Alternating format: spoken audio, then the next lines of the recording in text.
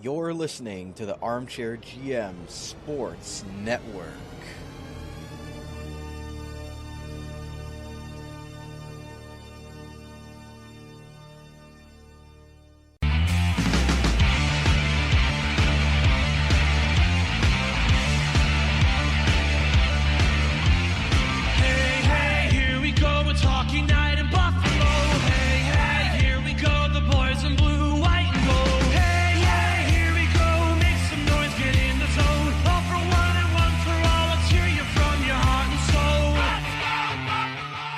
You're listening to the Niagara Hockey Lowdown Sabres Edition, your source for all news, press conference reactions, analysis, and objective discussions regarding the NHL's Buffalo Sabres from right here in the Niagara region.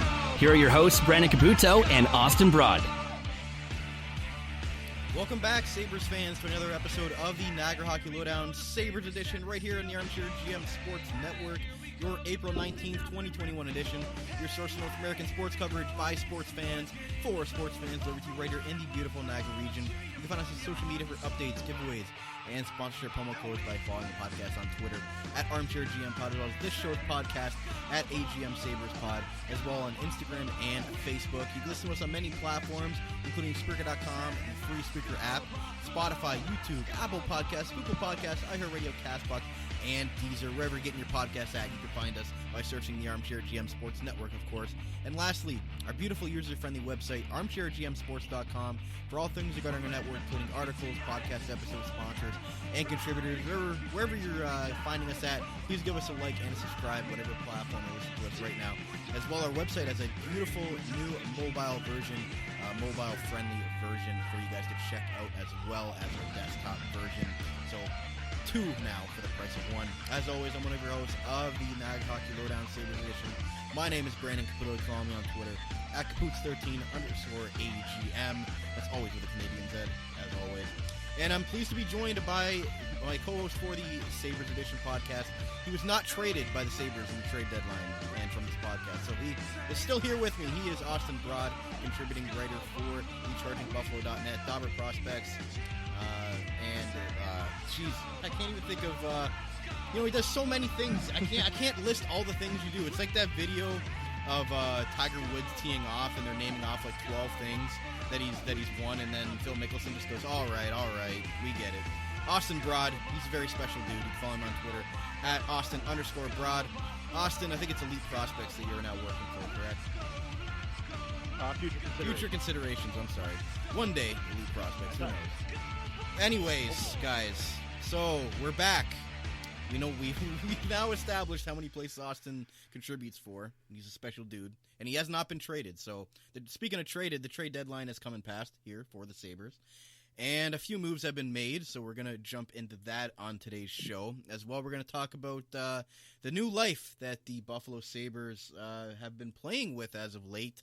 These kids look all right, as the thumbnail says for this video. As well, Austin's got some nice stats to show what the last couple of weeks have been like for the Sabres in a positive way, with under Don Granato, the interim head coach, which a lot of people have been very vocal about taking that interim tag off of him. So we'll have to see at the end of the season if that does come to fruition or not. But let's get into the first segment today, and it is brought to you by J&O Flooring, a Niagara-based specialty flooring and design company. Simplified processes and making homes beautiful are their specialties. Visit them at jnoflooring.com to start on the floor of your dreams today. So, Austin, let's talk about the trade deadline to start off the show today. We haven't had a show since before the trade deadline. We put out an article the week of the trade deadline discussing who might be traded. So, a couple of guys in, couple of guys out, but for the most part, Taylor Hall is gone. Curtis Lazar is gone, and Brandon Montour is gone as well. And we did not see Linus Olmark be traded. We did not see Tobias Reeder be traded. So what were your general thoughts on the Sabres trade deadline, what they got back? I know it wasn't the greatest return, but the trade deadline day this year just was not the greatest in general. Yeah, so my first original thoughts were the original article that I had sent you. I had nailed Montour to Florida for a third-round pick, but then the Taylor Hall or the Kyle Palmieri trade kind of threw a wrench into my target of Taylor Hall going to the Islanders. So I switched everything up and then eventually had Montour going to Winnipeg rather than Florida. So that was a little bit annoying because I had first nailed that trade. As for the Hall trade, it was like 11 o'clock at night, Sunday night. I decided I'm going to go to bed. Hall hasn't been traded yet. Probably going to happen tomorrow. I woke up for my shift at 5:30 on Monday morning. My phone had blown up.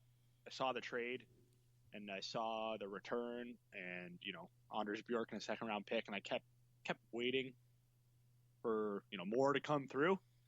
More never came through. That's all it ended up being was Hall and Lazar for Bjork in a second-round pick, and I wasn't, like you said, I wasn't thrilled with it. Obviously, as the day went on and the days after the deadline went on, it kind of came out that Taylor Hall was using the full power of his no-movement clause, which he had the right to do. Yeah, Buffalo gave him a full no-move. Taylor Hall used it to his advantage to basically force his way to the Bruins, limiting the Sabres' potential returns. Reports came out that they had a better deal from a Western team. Everyone was kind of connecting the dots with Vegas. Vegas had supposedly offered them a better deal, but Hall was dead set on going to Boston. So that's what we ended up with. Now that I'm kind of glad it's been a week since the trade deadline, because now we can kind of really think about it.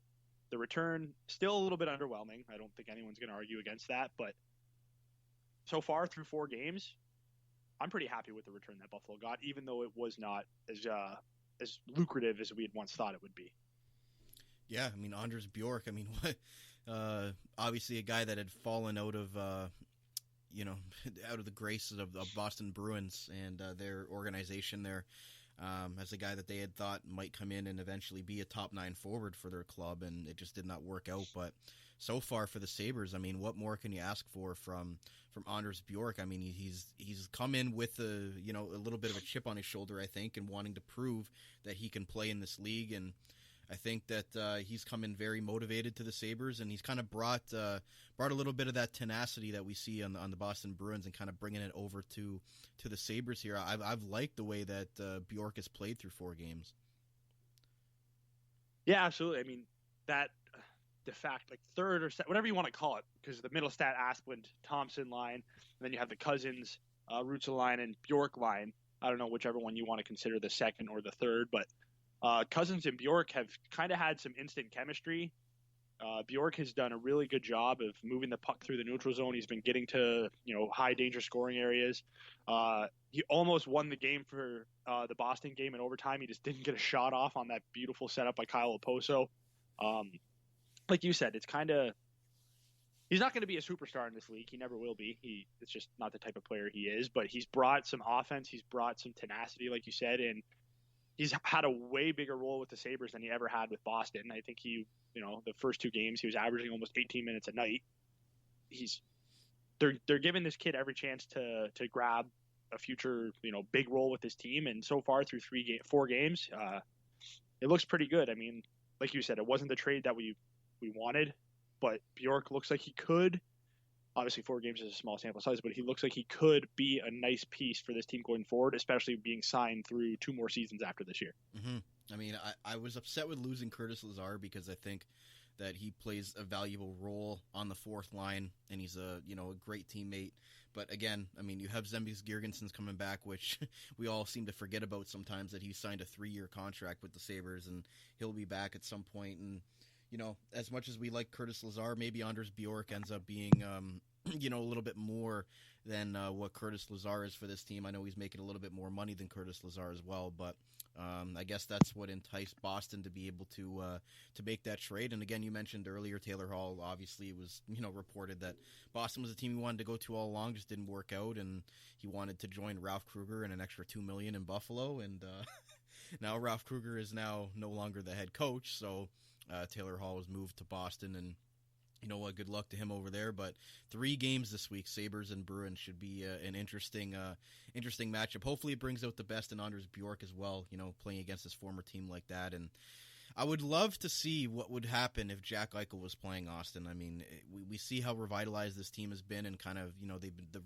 the shackles have kind of been taken off these guys as far as, creativity offensively. They're just the eye test.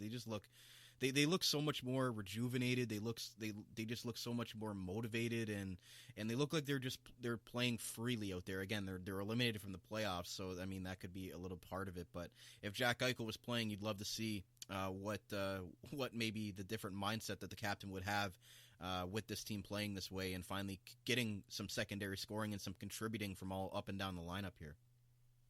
Yeah, absolutely. I mean, it's one of those things that we're always going to wonder, like, what would Jack Eichel look like under Don Granato if he was fully healthy?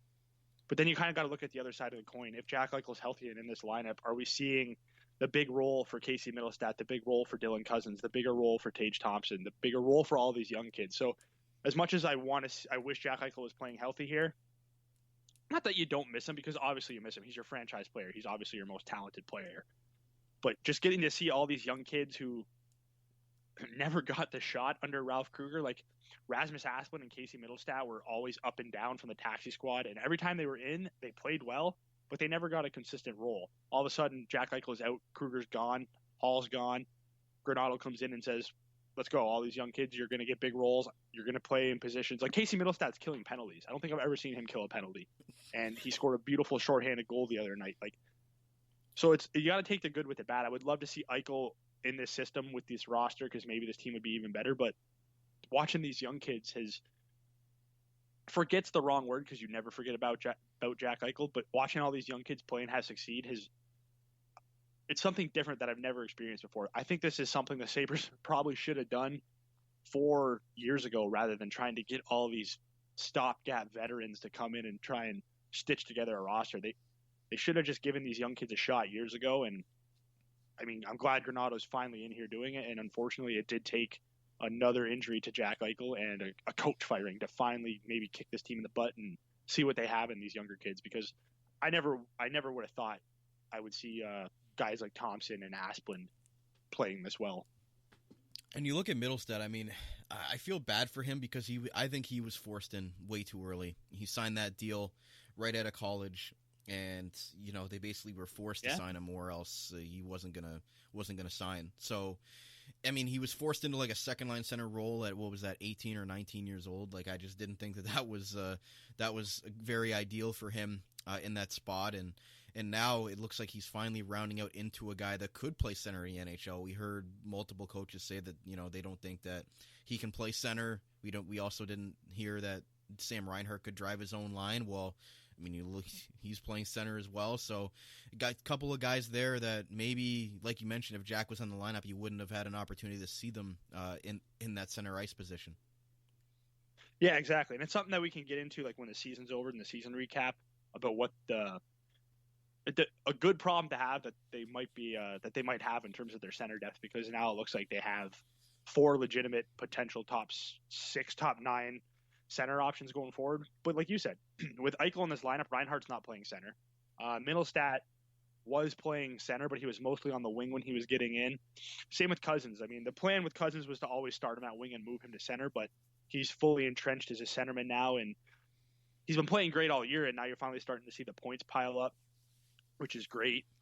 It's a good, like you said, it's a good problem to have going forward, and it's all thanks to Kruger finally getting fired, Granato stepping in, and unfortunately, an injury to their star player. But if Eichel comes back next year and is as motivated as he was last season and is as healthy as he was last season, I mean, he was almost playing at MVP caliber last year, and if he comes back and can play at that level again, and the players on this roster can continue to play this well and even take leaps going into next year, it's not as grim as we thought it was during that 18-game winless streak, because let's face it, we were all ready to give up. And then all of a sudden, now it's obviously we're not getting ahead of ourselves, but they're fun to watch again. And that's really all we wanted as a fan base, is if they're not going to make the playoffs, at least just be fun to watch. Yeah, I mean, they were pretty much unwatchable there for a little while. And we never thought we would get out of that, that mentality where you're just stuck in the same spot and not really going anywhere. And that's what they were in. And again, if you watch the games, the eye test, they just look 100 times better, again, in a cliche way. They look like they're trying harder. They look like they're more motivated. They look like they're just playing free, and it really looks like they're playing for Don Granato, as they clearly were not playing for Ralph Kruger near the end of that. And he was asked multiple times, has this team quit on you? kept saying, no, I don't think so. Well, I guess the eye test kind of looks like it. yeah, I guess if you watch these games, you'll have your answer with that. But before we hit the break, Austin, let's quickly touch up on the newest Saber off the ice, and that is the new associate GM to Kevyn Adams, the former assistant GM for the Pittsburgh Penguins, Jason Karmanos, who won a Stanley Cup with Pittsburgh. This is good on many levels, obviously with Karmanos' his record and his experience with the Penguins, a winning organization, but also to relieve some of the pressure off of Kevyn Adams and to get a little bit off of his plate. Yeah, so first of all, that's one key thing, his role as associate general manager. So people are like, well, I don't really get the difference between associate and assistant. Associate is actually higher up than assistant. He's going to be more heavily involved with Kevyn Adams. If you listen to that press conference, they pretty much said they're going to be doing things in lockstep. They're going to be working together on everything. Karmanos kind of has, if you look at his role, he's got a lot on his plate. He's the associate GM of the Sabres. He's the GM of the Rochester Americans. He's in charge of the analytics department, and he's in charge of scouting. It seems like a lot, but when you look at Karmanos and his history, that's what he was. In Pittsburgh and in Carolina, he was in charge of amateur scouting. He was in charge of scouting. He was really key on bringing the analytics departments to the forefront in those organizations. And given all the experience that he has in the previous relationship with Kevyn Adams, this is a good hire. And it seems like if you want to get your tinfoil hat on, if there is going to be a restructuring of the front office in the summer, you could potentially see a scenario where maybe Kevyn Adams not hired his replacement, but maybe if they do want to go for the president role, they can just make Kevyn Adams the president and have Karmanos run the team, because they gave Karmanos a lot to do when he got hired. And it seems like, I don't know if it was, again, just thinking out loud and having my own little conspiracy theory here, I don't give that much responsibility to someone who's I just consider an assistant for the long-term future. And obviously this is big for Kevyn Adams as well. They obviously have had history together. They have trust together. So just how big do you think that this is for the organization, and to kind of get away from the whole, we only want to have one, we don't want to have a small front office. We want to, I don't think that works in the NHL. I mean, you might be able to get away with that with the Bills, with the way Brandon Beane and Sean McDermott run things. But when in the hockey department, there's way too much stuff going on that you need more than one guy helping or running this thing. And I think it was clearly obvious that Kevyn Adams hopefully went to the Pagulas and said, I need some help here. There's way too much going on. There's too many major decisions to be made with this team in the offseason, including maybe trading your franchise player and your captain. So I think that this was a smart move by the Sabres to finally get a guy in here that has the experience, that can help Kevyn Adams and kind of alleviate some of that pressure that he's going to have going into this next offseason. 100%. It's huge to have a guy with experience in that pedigree that Karmanos has. And Karmanos even said it himself. He had another offer from another organization, but he chose to come work with Adams and the Pagulas. So it just shows and speaks to that relationship that he has with Kevyn Adams, and they touched on it. And like you said, it's going to be absolutely huge for Kevyn Adams as a rookie GM to have someone not working below him. They're working in lockstep. They're working together. And Karmanos has that experience. He can really help mentor Adams, and they can work together on these things. And just having two guys work together, and with Karmanos coming from the organizations that he's come from, he's going to have a lot to offer to the Sabres and to Kevyn Adams. So I don't think there's a downside to this hire. I think the only downside is maybe fans expect a lot from Karmanos, but given his pedigree and given the responsibilities that he has, I think it's fair to expect a lot from him going forward. Yeah, absolutely. So it'll be interesting to see going into the offseason how Jason Karmanos and Kevyn Adams kind of go at this thing, but you'd hope that they would be hiring some scouting staff and going at it that way. The organization definitely needs to be built back up here in all aspects, and hopefully these two can get it steered in the right direction. And again, people were criticizing Adams, and so was I, for the return on Taylor Hall, but again, when your hand is forced and he only really wants to go to one team with a no-move clause, I mean, Boston's not going to be giving up as premium as maybe you would have had hope, but that's just the way that it works like that. I think Brandon Montour could have got back a little bit of more return, but for Kevyn Adams' first trade deadline, what kind of grade would you give him? I gave him two very good grades on the Stahl and Johansson trade. The Montour one, like you said, it was fine. I'll give him a B+. Like he did what he could do, and he given the restraints he was under and the fact that, he probably wasn't going to sign Taylor Hall if not for Ralph Kruger anyway. Yeah, I give him a BB+. Okay.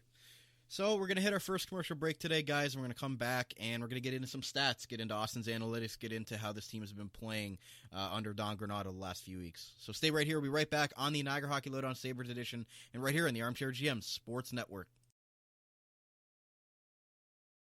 Carmine's Pizzeria Italiano, serving traditional-style Italian pizzas made with the freshest, top-quality ingredients. Loaded subs and their famous chicken wings. Winners of the Reader's Choice Diamond Award, 4 years running from Niagara this week for Best Pizza and Wings in Niagara Falls. Home of the best tray and wing combo in town for the price and quality. Open daily from 3 p.m. to 9 p.m., located on the corner of Drummond Road and Dunn Street. Available for call-ahead pickup or delivery at 905-374-4400. Make sure to like them on Facebook and view their website for their menu at carminespizzeria.ca. Carmine's Pizzeria Italiano. Way too good. As we all adjust to this new world that we're living in today, masks are now mandatory, and Niagara's own Custom PPE is Canada's leading face mask provider. Visit them online at customppe.ca and choose between several mask options with different colors and sizes. Add your organization, company, or team logo so you make your face masks unique. Available to purchase online 24/7 at customppe.ca and shipped within 1 week. They have the best prices and quickest turnaround in Canada, and no order is too big or too small. Also offering custom floor stickers as well as face and counter shields for your business or workplace. Visit customppe.ca and use the code ARMCHAIR at checkout for 20% off your custom or blank face mask today. Custom PPE, Canada's leading face mask provider. Attention job seekers, if you are currently looking for work in the Niagara region, you owe it to yourself to check out the services provided by the Niagara Employment Help Center, located at 6100 Thoroldstone Road, Niagara Falls, directly across from the Camisos Plaza. Their free services include resume and cover letter writing, community resource and referral information, local labor market information, job search strategies, assistance with clarifying employment training and career goals, employment counseling and job search support, second career information and registration assistance, and all their services are currently provided by appointment only. So give them a call at 905-358-0021 or visit their website at ehc.on.ca, the Niagara Employment Help Center. This Employment Ontario program is funded by the Government of Ontario. You're listening to the Armchair GM Sports Network, the Niagara region's best local source for North American sports podcasting coverage. By sports fans, for sports fans.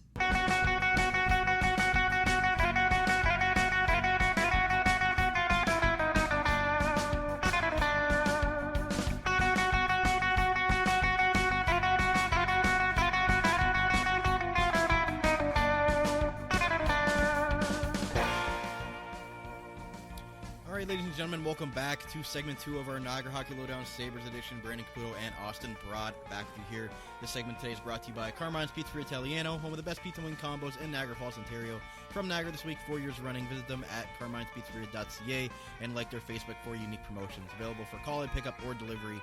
Carmine's Pizzeria Italiano, way too good.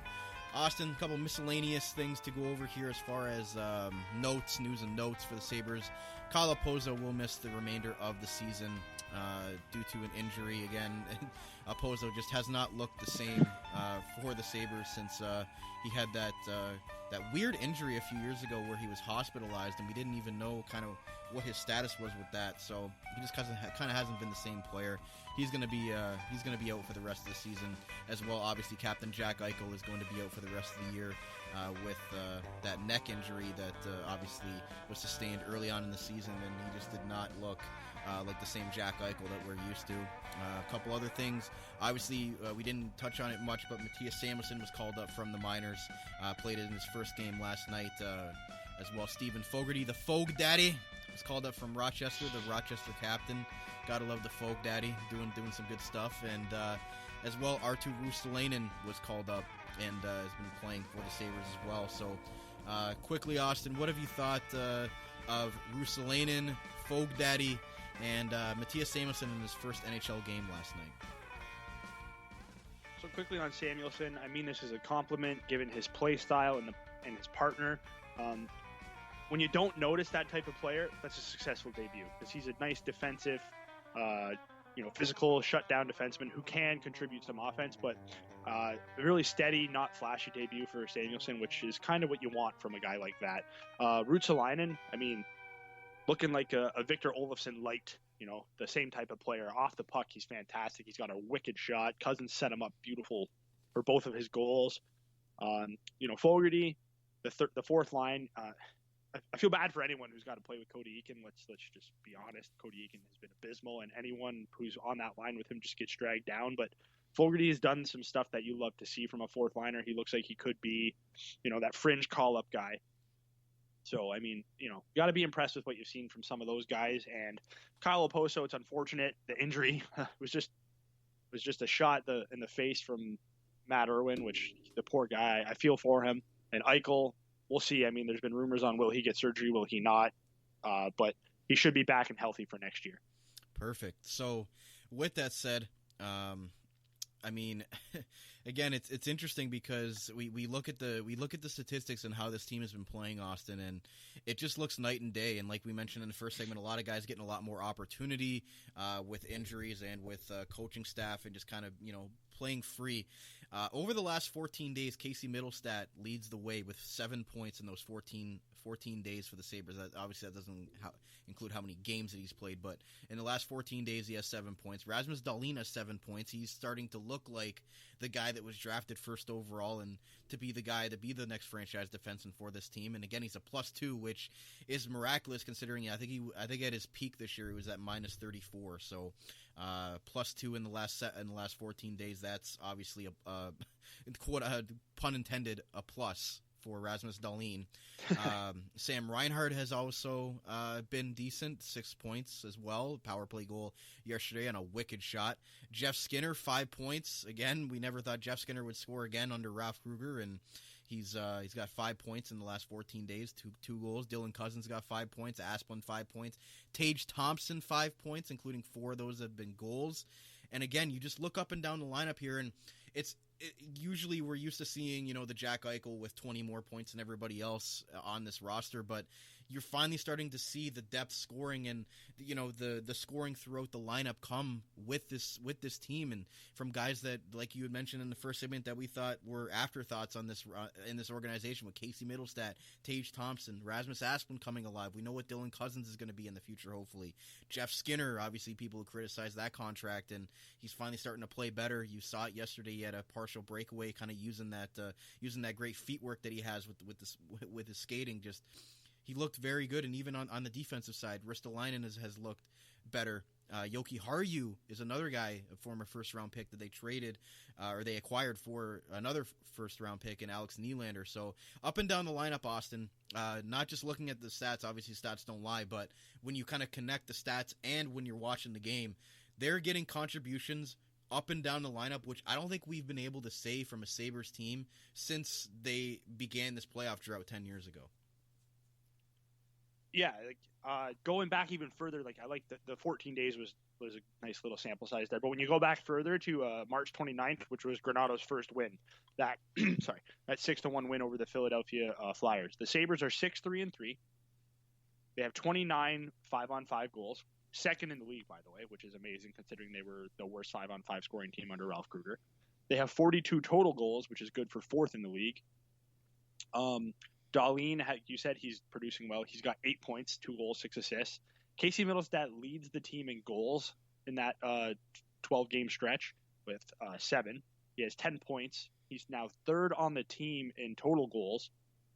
Tage Thompson looks like a legitimate NHL player. Like you said, he's got 5 goals, 2 assists in those games. Rasmus Asplund has done what he does. He plays his role perfectly. He's that hard grinding player, and he's now producing. He's got 6 points in those last 12 games. Dylan Cousins, we know what he is. The production is starting to happen. He hasn't scored since coming back, and he's only played 6 games in that time period, but he's got 5 points in his last 5 games. And my last stat that I'll get into, Jeff Skinner is tied for the team lead in even strength or 5-on-5 points with 6. He's tied with Reinhardt and Dahlin, which is amazing because he was. I don't even know what to call him under Ralph Kruger. A shell of himself seems like a pretty good place to start, but I think he was even worse than a shell of himself under Ralph Kruger. And he looks, will he ever be worth $9 million? Probably not, but he is showing that, hey, I can still produce offensively, and a lot of it has to do with the guy who was here while I was playing, Ralph Kruger. It seems that he really did hinder a lot of this team, and it wasn't just fans trying to find some crazy explanation as to why this team was bad. It seems that it was correct. Ralph Kruger really did hinder this team in a way that I don't think I've ever seen a coach hinder a team. I mean, to be fair, Curtis Lazar, who was traded out, had 5 even strength goals, and at the time led the team when Ralph Kruger was still around. So I don't know if that's good or bad when your fourth line center is leading the way in even strength goals for your team. It's bad. It's just bad. It's just very bad. Do we have a stat on Cody Eakin real quick, or do we want to save that for Austin's analytics? I don't even know if there's a stat to say on Cody Eakin. Austin's analytics, I'm going to be positive today, and I'm going to give some love to Takarsky when we get into that. Perfect. Well, I mean, I don't think there's anything else that we can mention before that, so we might as well just get right into it. So here we go with Austin's analytics.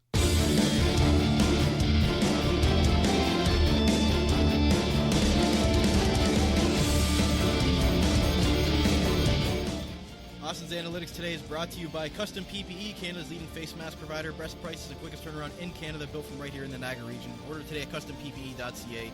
We've got ours. Time to get your custom face masks today. Austin, take it away with Austin's Analytics. All right, so like I said, I wanted to give some positives, and I'm going to touch on Dustin Takarski, which congratulations to him. He got his first NHL win in 5 years, and then he followed that up with a nice 4-2 win yesterday. But going in that same time period, that 12-game stretch since Don Granato's first win, Takarski has appeared in 6 games. He has played 293 minutes at 5-on-5. He has faced 176 shots and has only given up 12 goals. He has a .932 5-on-5 save percentage and a .925 high danger save percentage at 5-on-5. People, for comparison, in that same stretch, Linus Ullmark has played 7 games, has faced 175 shots, has given up 11 goals, and has a .937 5-on-5 save percentage. At 5-on-5, Dustin Takarski has mirrored Linus Ullmark over the last 12 games. That's important because we've talked about how the Sabres cannot win with anybody but Linus Ullmark in the net. And here is Dustin Takarski having very similar 5-on-5 numbers as him over the last 12 games. Dustin Takarski he's a great story. He's a great story. He worked his way from every possible level of professional hockey back to the NHL. We kind of thought it was a weird signing. He was pretty much here just as expansion bait so they could leave a goalie unprotected. And he's come up here and he's performed better than Carter Hutton. And now all of a sudden over the last 12 games has appeared to be, not for the Sabres I'm saying, but just in general, looks to have pretty much said, hey, I can still be an NHL goalie for quite some time, because he's looked the part and he is earning every single start that he is getting with Linus Ullmark out.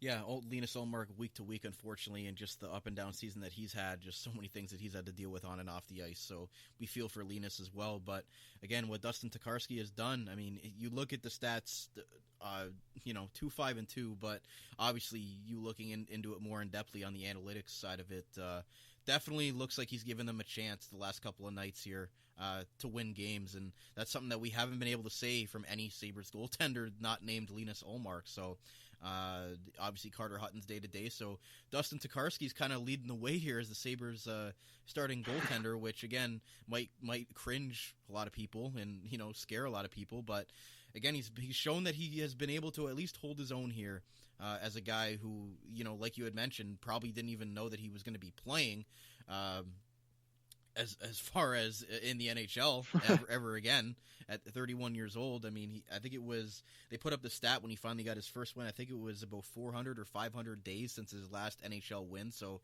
it's been a long time coming for Dustin Takarski, and it seems like the teammates are really happy for him as well in that regard. Yeah, absolutely. And just to satisfy everybody, because I was talking strictly at 5-on-5, go to Natural Stat Trick and you look at all strengths, so just straight up goaltender stats in general. Over the last 6 games played for Takarski, he has a .926 save percentage. Yeah. 2.68 goals against average, and is stopping 90% of his high danger shots against. So it's not just at 5-on-5. Over the last 6 games, he's playing really well, and there's nothing else to say about it other than the fact that I'm not advocating for him to be a solution for the backup goalie position. It's just a great story, as is with everything about the Sabres over the last 12 days. And just given Takarski's background and his whole league history, the fact that he was 5 years between wins in the NHL, it's just a great story to have, and give him all the credit in the world. He's earned it, and he's still working hard. And given Allmark's week-to-week status, and there's only 3 weeks left in the season, it really well could be Takarski most of the way out for the rest of the season. I don't think they're going to start Michael Hauser. Maybe Hutton comes back, or maybe they give Luukkonen a few starts. But until Luukkonen's ready or Hutton's ready, it's probably going to be the Dustin Takarski show. And to be honest, he's earned it. He's earned it. Why not? Yeah, no, he definitely has earned it. Michael Hauser, again, interesting that he's just kind of, he hasn't played a professional hockey game this year, and he's on the roster. Yeah. But quickly, while we're on that topic, do you think, I think we had discussed it on the show at one point like a month ago or something about around those lines, about Ukko-Pekka Luukkonen possibly getting some starts here to end the season again, maybe in the last couple of games of the season. I mean, they obviously already don't mean anything. The Sabres have been eliminated from the playoffs, but maybe we see Ukko-Pekka Luukkonen come up for a start or two near the end of the season, especially now that the team is playing better. I really didn't want to throw him to the wolves by the way this team was playing under Kruger. I just thought that was going to be a disaster. So what do you think is the possibility of him coming up and getting a few starts here, the way that this team has kind of been rejuvenated and been playing a lot better since the first half of the season? Oh, yeah, absolutely. Like, I don't really think there's a doubt in my mind that he's going to get a start or two. I mean, Adams almost hinted at him getting a start against Pittsburgh over the last weekend, but because he was, kind of nursing a little minor hip injury and hasn't been able to practice or skate with the team, they kind of avoided that. But you got 3 games in your next 4 nights against Boston. I mean, maybe with the back-to-back, maybe he gets one of those 3 games, maybe on maybe Thursday or Friday. So, I mean, it's possible. After that, you got the Rangers twice, then Boston twice, then the Islanders twice, and then Pittsburgh twice. So, I mean, you can't really look for a soft opponent for Luukkonen to get his NHL debut in, but with the way the team's been playing, why not just throw him in there, give him a couple starts, see what he's got, give him a nice little reward for, all the hard work he's put in over the last couple of years in Rochester and the ECHL. The team's playing better. There's really no harm in a lost season on giving Luukkonen a start or two. I mean, I don't think it'll shatter his confidence. It's anything, I think him just getting into the NHL will be a nice little boost for him going into next year, where he's already basically the full-time AHL goalie, but I think next year he'll literally have more confidence going into that season, knowing that, hey, I was rewarded with some NHL playing time. I want to get back to that level and prove to the Sabres I can be the goalie of their future. So I think, giving him some starts, there's no harm, no foul. And if they go really well, it's even better for Luukkonen going forward. And I guess there's no Lob New Jersey Devils game left for the Sabres to have, but again, I think it's important for Luukkonen to get in there. And again, I didn't want to destroy his confidence with the way this team was playing, where they were just getting obliterated. Now they have the confidence and they kind of have the swagger where they want to play these good teams now. And I think this 3-game stretch against Boston, one of the most heated rivals, and again, with the stories on both sides, Taylor Hall and Curtis Lazar over in Boston now, and you have Anders Bjork here in Buffalo. Again, I think that these 3 games are going to be really good for the Sabres as far as kind of that measuring stick on where they need to get to. And again, the Bruins haven't exactly been playing the greatest of hockey. I know they've won 4 in a row, but they've been up and down this year, especially with their goaltending situation. They've been rocking 4 goalies most of the year, the way that Halak and Rask and their injury status has kind of been this year. But I think this is a good test for the Sabres as long as they can respond when the Bruins kind of play the way that they play with guys like Nick Ritchie and others kind of throwing their weight around. If the Sabres are able to stand up to that and they're able to kind of not allow the Bruins to get them off of their game, I think that the Sabres, it's possible, especially the game where it's the last game of the season that the Sabres are projected to have fans, the 3rd game of this 3-game stretch here against Boston. I think that it's going to give them a little bit of a juice there to have fans in the building, and obviously playing a rival like that. I think this is going to be a fun 3-game stretch for this team, and I'm really excited to see what they're going to be doing. I think if I was looking at this ahead maybe a month or so ago, I would have said, oh boy, is there any point in me even watching these games? But the way that they've been playing, I think that they have the confidence that they can go here and take some points away from the Bruins, the big bad Bruins that we're always looking up at the standings every year. Yeah, absolutely. And like you kind of talked about how the Bruins and Richie and all them, they're the big bad Bruins. They're kind of running all over the Sabres. Buffalo fought back nicely, but, Irwin and Tage threw the gloves down and kind of got their teeth caved in a little bit. But I think, a guy like Samuelsson is a guy that I'm really looking forward to watching if he gets more games in against the Bruins, because his mean physical style should be something that if you see these guys take some liberties, maybe Samuelsson's the guy that jumps in. But knowing Samuelsson and the type of player that he was with his defensive capabilities and his physicality and his big body, he's a player that I'm really looking forward to seeing because, in a lot of ways, he reminds me of what everyone thinks Ristolainen is. But with Samuelsson, you can still project it because you haven't seen it for him yet. Ristolainen, we still think he's this big, tough, physical guy. But we've seen him for 8 years, so we kind of know what he is. Samuelsson, he's a guy where I think will really thrive in these 3 games, or at least I'm hoping he will, because if he does, and he's that big, bad, tough guy that will throw his weight around, he looks like he could be a nice piece for that third defensive pair going forward, which is pretty solid for a second-round pick. So I'm really looking forward to seeing how the Sabres respond to a big, tough, physical team. Because Dahlin even said we don't play playoff games in Buffalo. We haven't played them yet, but the last game against the Bruins was the closest to a playoff-type atmosphere that Dahlin's experienced, and he said he loved it. So I'm looking forward to his next 3 games. Yeah, I mean, and again, to put it into perspective, the stat that you had texted me yesterday, Don Granato has now coached the Sabres to more regulation wins this season than Ralph Kruger in 28 games as opposed to 17 games. So we were wondering if the team was even going to reach the same win total as the Bills did in football in playing 16 games, which is pretty sad. But now they've gotten to 12 wins now. Again, we were really struggling to think that they were going to get to 10 at one point this season. But now with kind of the new life that this team has gotten, and these kids look all right, as the thumbnail says.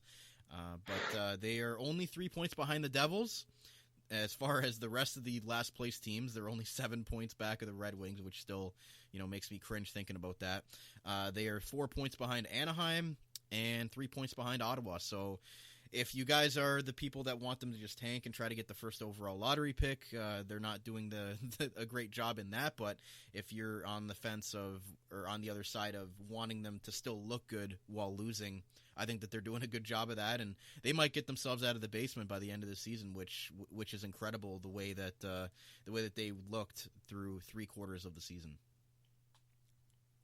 Yeah, absolutely. I mean, it's basically my new favorite pastime, ripping on Ralph Kruger. But when Granato has 6 wins in his last 12 games, and I know the first couple games under Granato didn't look any different, but that's because he was still playing with the same roster, trying to see, what kind of system he wanted to implement. And, Granato said it himself. He loves offense. Kruger was the opposite. He thought, offense came from playing defense.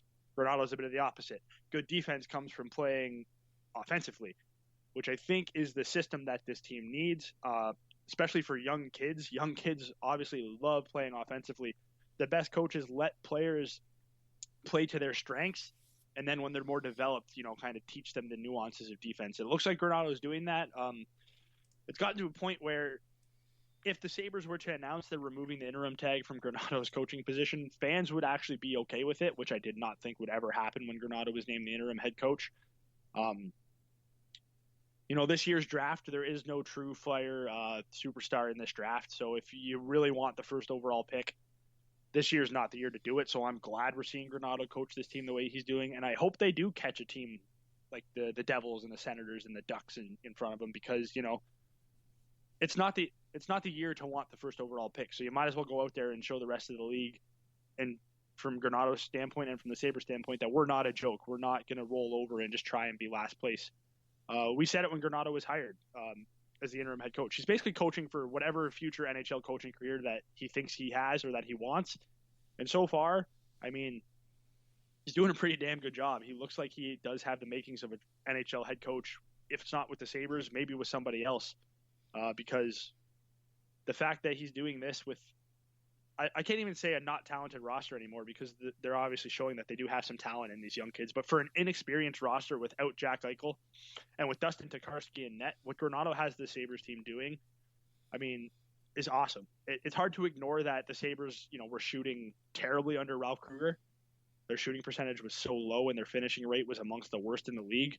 and they're kind of shooting above average right now. The pucks are going in the net, but you can't just look at the numbers and say that Granato's got nothing to do with it, because it's very clear.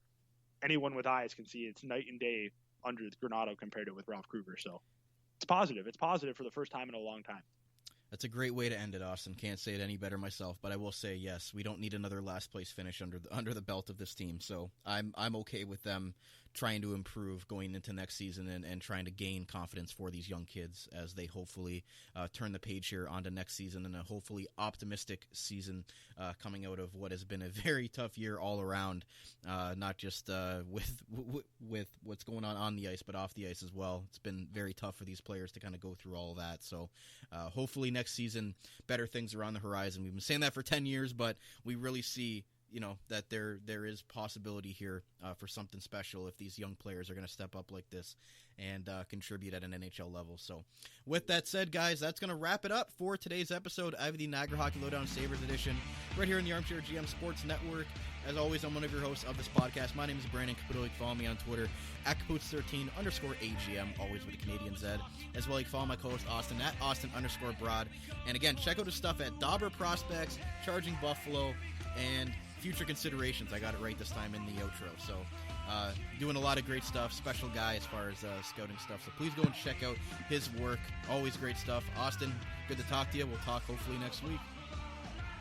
Hopefully. Yep.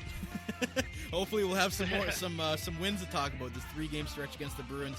We love to talking with you guys next week, maybe getting 4 points from the Bruins, but wishful thinking. We'll see how that goes. But a big thank you to all of our great sponsors. Help put us on, support the network, keeping the show on the air. Make sure you're checking them out. Tell them the RPM GM sent you. Again, support local business during this time. They need us greatly. As always, this has been the Niagara Hockey Lowdown Sabres edition right here in the Armchair GM Sports Network. By sports fans, for sports fans. See you guys next week.